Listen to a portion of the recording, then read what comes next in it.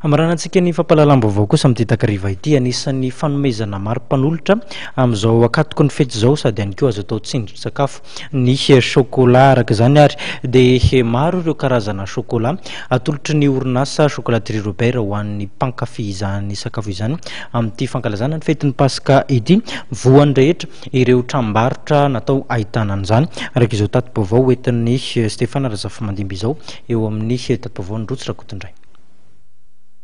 Nanomboka ny faharoa amby roapolo ny volana martsa teo no nisokatra ho an'ny daholobe ny toeram-pivarotana ny chocolat etsy amin'ny chocolaterie Robert etsy andrefana Ambohijanahary.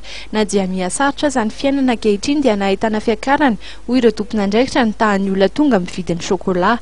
Porofo mivaingana izany fa tena isan'ny mankafy ny chocolat ny malagasy. Isaky ny akaiky fety toy izao ny tena ahitana karazany ny bikan'ny chocolat satria dia hita ao ny miendrika atody, bitro ary koa akoho. Manararaotra satria mba hoe hitondrana ny ankizy.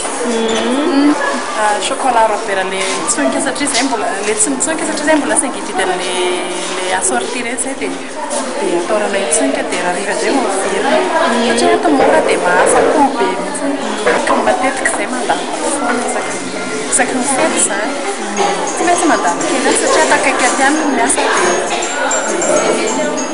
dia akaiky eto.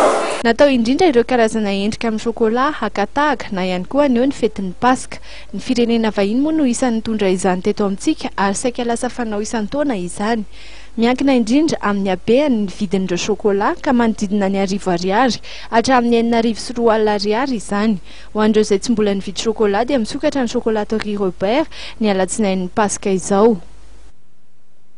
Tompoko lasy tompoko vavy mifarany reto ny fotoanantsika tamin'ity takariva ity tsara ihany nefa mamintana amintsika fa nivohitra tao anatin'ny fanamariana ny datin'ny 9 amby roapolo marsa ny fitiava-tanindrazana izay ambetin-dresaka ny filohan'ny teteza mita ihany koa nandritra ny fanamariana izany tolom-pihavotan izany tany Moramanga. Isorana fiainanao tompoko lasy tompoko vavy tsy nisaraka tamin'ny fahitalavitra ma TV tao anatin'izay fampalalam-baovao izay dia ho amin'ny manaraka indray ny fotoanantsika veloma tompoko.